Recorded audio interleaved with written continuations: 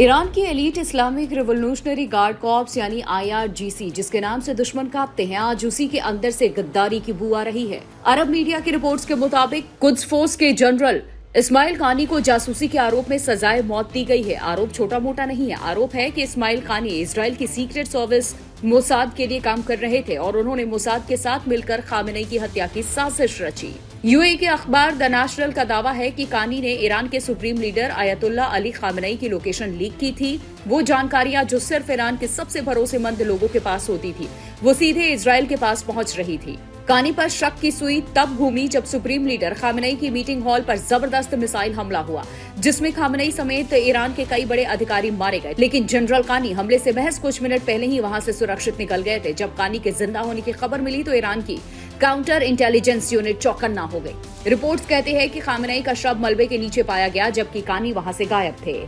क्या ये महज इत्तेफाक था या फिर कानी को पहले से पता था कि वहां मिसाइलें गिरने वाली हैं? ये पहली बार नहीं था। इससे पहले भी बेरूत में जब हिजबुल्लाह चीफ हसन नसरल्लाह को निशाना बनाया गया, तब भी कानी मीटिंग से ऐन वक्त पहले गायब हो गए थे। जनवरी 2020 बगदाद एयरपोर्ट के बाहर एक अमेरिकी ड्रोन हमले में जनरल कासिम सुलेमानी की मौत हुई। सुलेमानी ईरान के लिए एक लिविंग लेजेंड थे। उनकी जगह लेने के लिए इस्माइल कानी को चुना गया। कानी को ईरान की प्रॉक्सी वॉर को चलाने की जिम्मेदारी दी गई। लेकिन पिछले 4 सालों में जिस तरह से एक के बाद एक ईरानी कमांडर और वैज्ञानिक मारे गए, उसने तेहरान के भीतर डर पैदा कर दिया था। सितंबर 2024 में भी कानी के मारे जाने की खबर आई थी, लेकिन वो फिर सामने आए।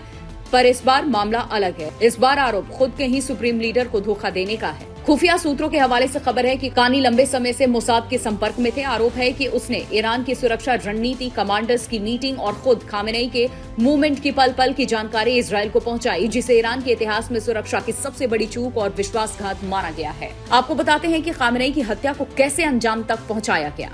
28 फरवरी की उस सुबह ईरान में सूरज तो उगा, लेकिन वहां की सत्ता के लिए वो आखिरी सुबह थी। इजराइल और अमेरिका के जॉइंट ऑपरेशन ने ईरान के सर्वोच्च नेता आयतुल्ला अली खामेनेई समेत 48 टॉप कमांडर्स को मिट्टी में मिला दिया। यह हमला इतना सटीक था कि किसी को संभलने का मौका तक नहीं मिला। इजराइल के मुताबिक खामेनेई को खत्म करने की बिसात नवंबर 2025 में ही बिछ चुकी थी।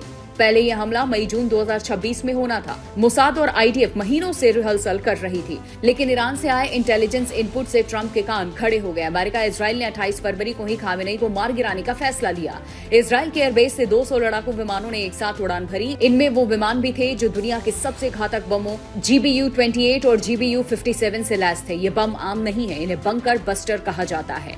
ये सैकड़ों फीट गहरी कंक्रीट की दीवारों को चीरकर पाताल में छिपे दुश्मनों का काल बनते हैं। सुबह 9:45 पर तेहरान के उस सुरक्षित इलाके पर बमों की बारिश हुई, जहां खामेनेई और उनके सिपह सलाहकार मीटिंग कर रहे थे। एक के बाद एक 30 बम गिराए गए। जमीन फटी, इमारतें जमींदोज हुई और कुछ ही मिनटों में ईरान की पूरी लीडरशिप, 48 निर्णायक नेता हमेशा के लिए खामोश हो गए।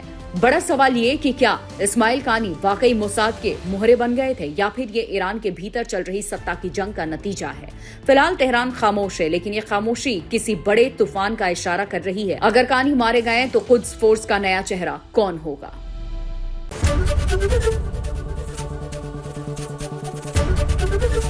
ABP गंगा, खबर आपकी, जुबान आपकी।